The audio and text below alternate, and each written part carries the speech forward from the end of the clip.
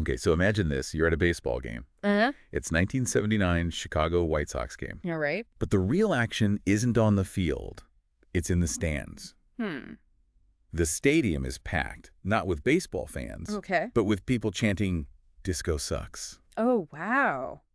They're about to blow up a crate of disco records right there on the pitcher's mound.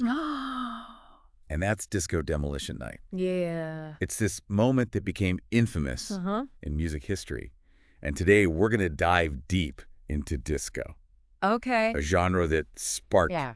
both really fervent passion and some pretty fierce backlash. You know what? It's amazing Yeah. how a musical genre could evoke Yeah. such strong reactions. Literally. And Disco Yeah. Demolition Night is often seen as the night disco died. Right. But it's so much more than just a quirky historical footnote. It Yeah. reveals a lot about the cultural anxieties of that era. Yeah, totally. So let's rewind a bit before we get to the backlash. Okay. Yeah. Let's talk about the rise and the origins of disco, which are really fascinating. Mm-hmm. Did disco just kind of appear out of thin air?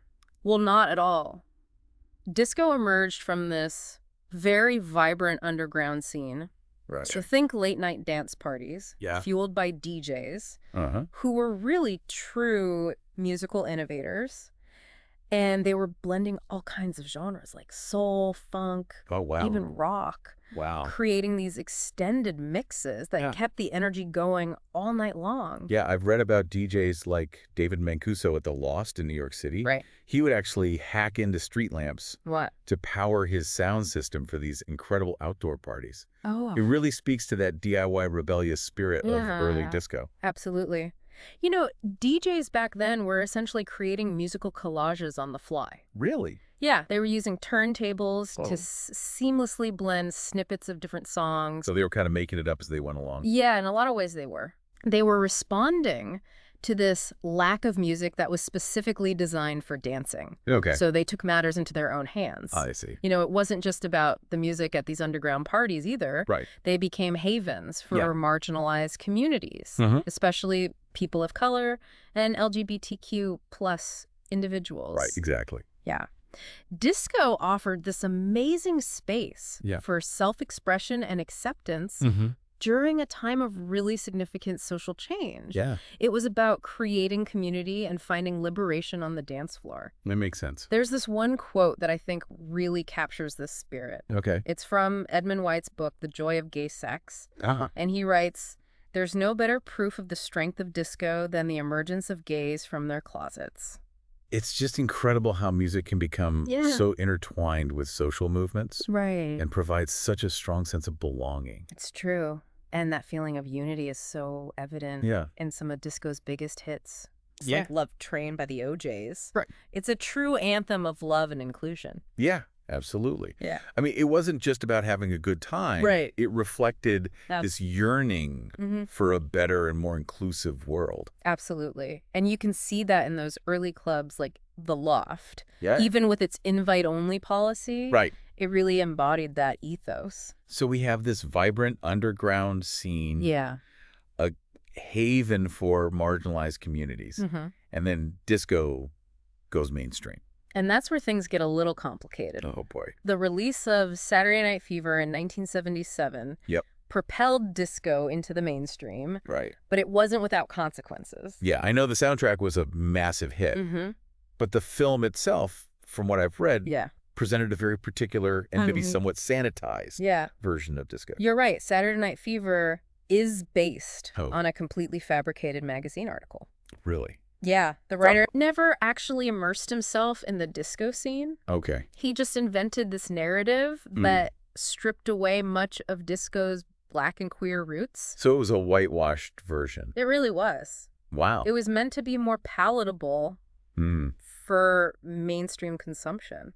It's remarkable how a fictional account could have such a profound impact Yeah. on the public's perception of an entire musical genre and culture. And the success of the film and soundtrack, which Mhm. became one of the best-selling soundtracks of all time, Right. really fueled disco's commercialization. I see. Record labels saw dollar signs, Of course. and they started churning out disco versions of everything. Yeah, like what kinds of things? Oh, you name it. I mean, there were Yeah. disco versions of Okay. movie themes, TV show themes. Really? Yeah, I mean, was it any good? well, Or was it just kind of like, Some of it was, but a lot of it was really just about profit Yeah. more than artistic expression. It seems like things were getting a bit out of control. Oversaturation definitely led to a decline in quality. Right. While there were still incredible artists making authentic disco music, there was also this flood of manufactured hits. Makes sense. And the shift really set the stage for a growing backlash. And that backlash had many layers to it, didn't it? It did. It wasn't just about a dislike of the music. It was about a lot more than that. Yeah, exactly. The Disco Sucks movement was fueled by anxieties about changing social norms, the increasing visibility of LGBTQ plus individuals, and this sense of cultural displacement, particularly among rock fans who felt that their dominance in the music scene was being challenged. So it was a complex mix of factors that all came together to create this perfect storm of backlash against disco. It's interesting how music can kind of become this battleground for these larger cultural anxieties. Right. And at the heart of that backlash was Disco Demolition Night. Yes. This disastrous publicity stunt Absolutely. at a White Sox game.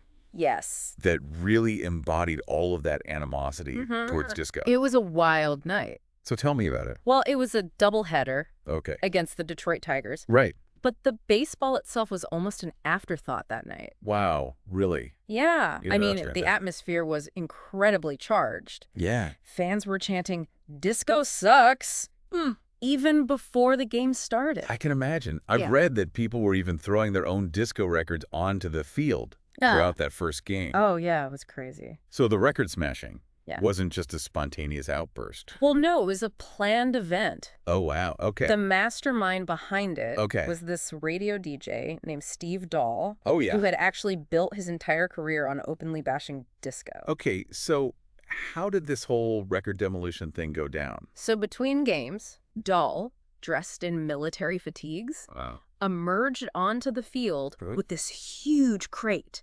filled with thousands of disco records.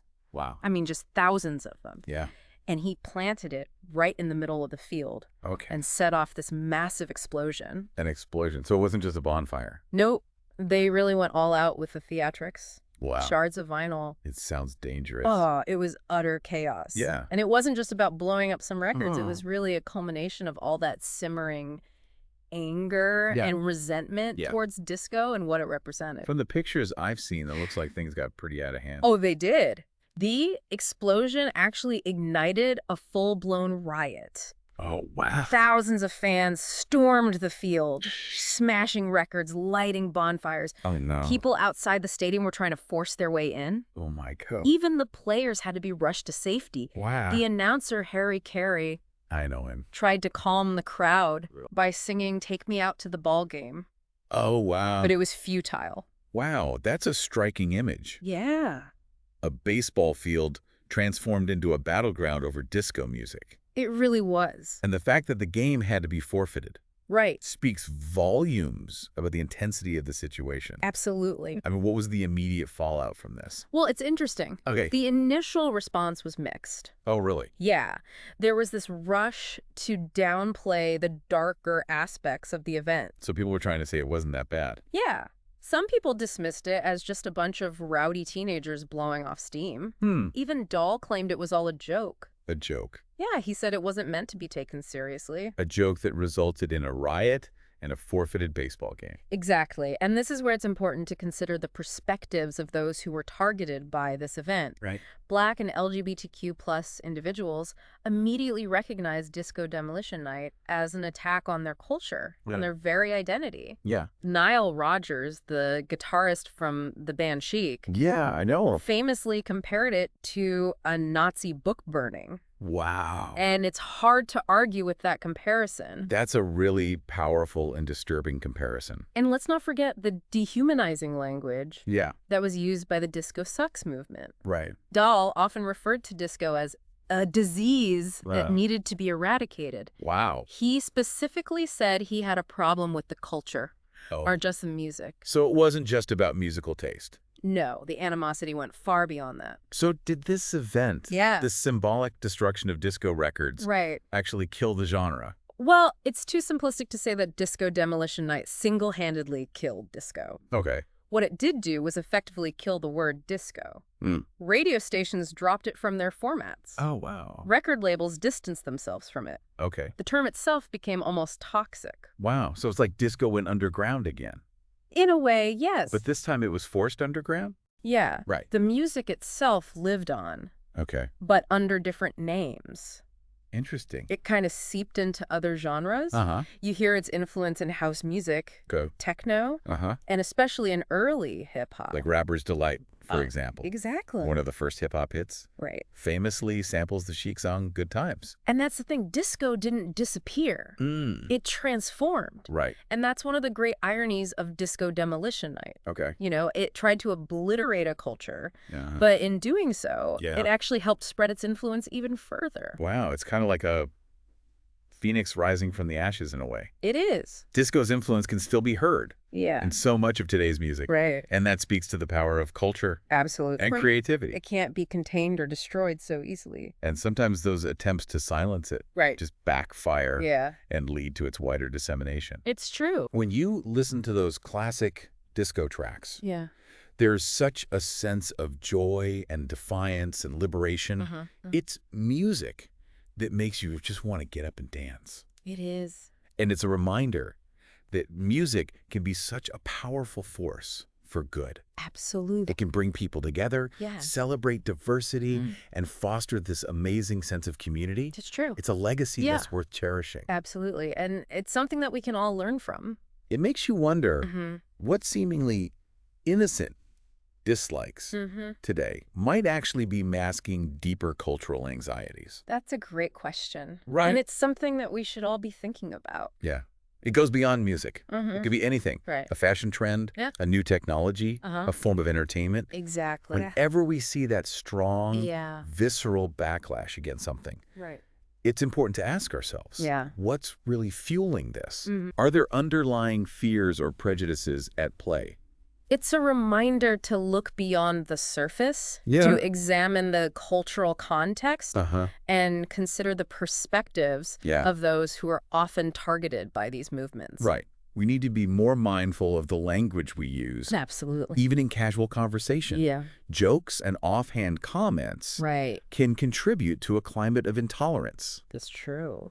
So we have a responsibility to challenge those who use coded language to mask prejudice and to speak up for those who are being marginalized. Absolutely. So what can we learn from Disco Demolition Night? Well, I think it's a cautionary tale. Okay. A reminder that history can repeat itself if we're not vigilant. Yeah, absolutely. It's a stark reminder of how easily fear and prejudice can be exploited, how quickly a mob mentality can take hold. And it highlights the danger of dismissing something as just a joke when it clearly has harmful consequences. Exactly. But it's also a story of resilience, isn't it? It is. Disco may have lost its name. Yeah. But its spirit endured. Right. It infiltrated other genres, shaping the sounds of the future. And that's the beauty of it. And when you listen to those classic disco tracks, there's this sense of joy, defiance, liberation. It's music that makes you want to get up and dance. Exactly. And that's what's important. Yeah, it's a reminder that music can be such a powerful force for good. Absolutely. For bringing people together. Yeah. For celebrating diversity. And fostering that sense of community. It's a legacy worth cherishing. Absolutely. This has been an incredible journey. It has. I feel like we've uncovered so much more than just the history of disco. Me too. It's a story about culture, identity, social change, and the power of music. It's all connected. So, if you've enjoyed this deep dive into the world of disco, its demise, and its enduring legacy, I encourage you to do your own exploration. Absolutely. Take a closer look at the music that shaped your generation. Yeah. What were the cultural forces at play? Think about it. What anxieties or desires were being expressed? It's fascinating. What can it tell us about ourselves and the times we live in? That's the real question. And hey, if you enjoy this kind of deep dive into fascinating topics, be sure to subscribe to The Deep Dive for more. We'll be here. We're always here to challenge assumptions. Absolutely. And uncover those hidden stories behind the headlines. It's what we do. Until next time. Keep exploring. Keep questioning. Keep questioning. And keep the music playing. And keep the music playing. Absolutely. And at the heart of that backlash was Disco Demolition Night. Right. This disastrous publicity stunt at a White Sox game. Yeah. You mentioned it earlier. Yeah. It was against the Detroit Tigers, right? Yes. It was a doubleheader. Okay. But the baseball itself was almost an afterthought that night. Oh, really? Yeah. The atmosphere was so charged. I can only imagine. I've read that people were even throwing their own disco records onto the field during the first game. It was crazy. So the record smashing wasn't just a spontaneous outburst? No, it was a planned event. Oh, wow. Okay. This radio DJ named Steve Dahl was the mastermind behind it. Yeah. He had built his whole career on bashing disco. Yeah, he had. So how did this whole record demolition thing go down? Well, between games, Dahl, dressed in military fatigues, came onto the field with this crate filled with thousands of disco records. Wow. And he planted it right in the middle of the field. And set off this massive explosion. An explosion? Yeah. So it wasn't just a bonfire? No, they went all out with the theatrics. It sounds dangerous. Shards of vinyl were flying everywhere. Oh, my God. It was utter chaos. Yeah. And this wasn't just about blowing up some records. This was about all that anger and resentment toward disco and everything it represented. From the pictures I've seen, it looks like things really got out of hand. They did. The explosion ignited a riot. A riot? Yeah. Thousands of fans stormed the field. Oh, my goodness. Smashing records, lighting bonfires. Oh, no. People outside the stadium were trying to get in. It must have been terrifying. They even had to rush the players to safety. Wow. Harry Carey tried to calm everybody down by singing "Take Me Out to the Ball Game." Oh, wow. But it was totally futile. So they had to forfeit the game. Yeah, they did. That's a crazy image. It is. A baseball field turning into a battleground over disco music. It really was. I mean, what happened after? Well, the initial response was mixed. Really? Yeah, a lot of people tried to downplay what happened. Okay. They dismissed it as just rowdy teenagers. Dahl even said it was all a joke. A joke?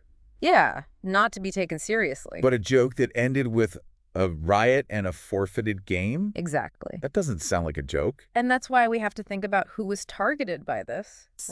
Black and LGBTQ plus individuals immediately recognized it as an attack on their culture, on their identity. Right. Nile Rodgers, the guitarist from Chic, compared it to a Nazi book burning. Wow. And when you think about it, it's a pretty apt comparison. That's a really powerful image. It is. And we can't forget about the language that was used by the Disco Sucks movement. Right. Dahl actually called disco a disease that needed to be eradicated. Wow. He said he had a problem with the culture, not just the music. It sounds very targeted. It was. So did this event, this destruction of disco records, actually kill disco? It's hard to say that this event single-handedly killed disco. But it did kill the word disco. Really? Radio stations stopped playing it. Wow. Record labels wouldn't touch it. I see. The word itself became toxic. So it went underground again? In a way. But this time it was forced underground. Right. The music lived on, but under different names. Interesting. It went into other genres.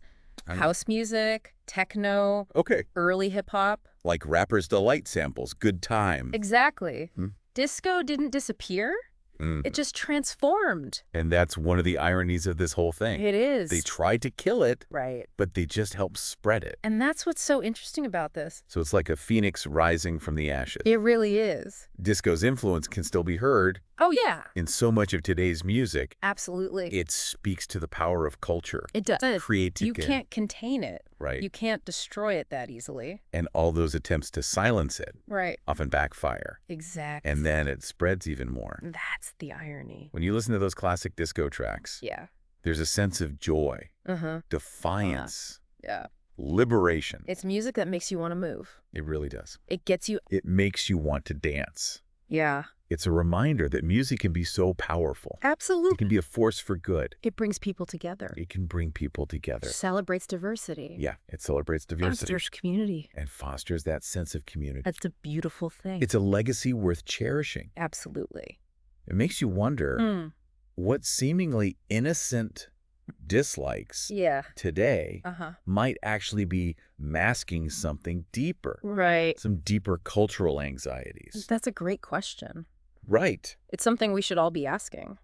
It goes beyond music. Oh, yeah. I mean, it could be anything. It could be a fashion trend, new technology, a form of entertainment. Yeah. Whenever there's that strong reaction against something, that visceral backlash. Yeah, when you see people really up in arms about something. We need to ask, what's really going on here? What's fueling this? What's underneath that? Are there these underlying fears or prejudices at play? Yeah, we have to look beyond the surface. I do. We can't just take things at face value. Right. We need to examine that cultural context. Yeah. And consider everyone's perspective. Especially the people who are being targeted. Right. Exactly.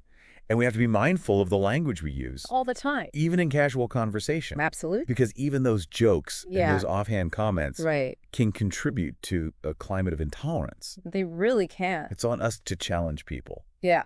When they use coded language. Especially when they're trying to mask prejudice. Right. We have to speak up. To speak up. For the people who are being marginalized. Yeah. What can we learn from Disco Demolition Night? Well, it's a cautionary tale. Okay. It reminds us that history can repeat itself. Yeah. If we're not careful. Right. If we don't learn from the past. Absolutely. We're doomed to repeat it. This shows how quickly fear and prejudice can be exploited. And how quickly a mob mentality can take hold. Absolutely. And it's so dangerous. Yeah. To dismiss something as just a joke. Yeah. Especially when it has real consequences. Right. When it hurts people. When it causes harm. It's not a joke then. Right. But it's also a story about resilience, isn't it? It is. Disco may have lost its name. Yeah. But its spirit endured. It lived on. It went into other genres. Yeah. It shaped the music of the future. Disco Demolition Night couldn't kill it. Right. And when you think about those classic disco tracks, yeah, you hear that joy, that defiance, that liberation. It's powerful. It's music that moves you. It is. And it's a reminder that music is a force for good. Absolutely. It can bring people together. Yeah. Celebrate diversity. Foster a sense of community. It's a legacy worth preserving. This has been an incredible journey. It has. I feel like we've gone so much deeper than just the history of disco. We've learned about culture. It's about culture. Identity. Identity, social change. Yeah. The power of music. It's all connected. If you've enjoyed this deep dive into disco, its demise and its enduring legacy, I encourage you to do your own exploration. Absolutely. Take a look at the music of your generation. Yeah. What were the cultural forces at play? What were people thinking? What anxieties and desires were being expressed? Think about it. What can it tell us about ourselves and the times we live in? It's a mirror. And hey, if you enjoy these kinds of deep dives into fascinating topics, be sure to subscribe to the deep dive. We have more coming. For more. We're always challenging assumptions. Always. Uncovering those hidden stories behind the headlines. We'll see you next time. Until next time, keep exploring, keep questioning. And keep the music playing. And keep the music playing.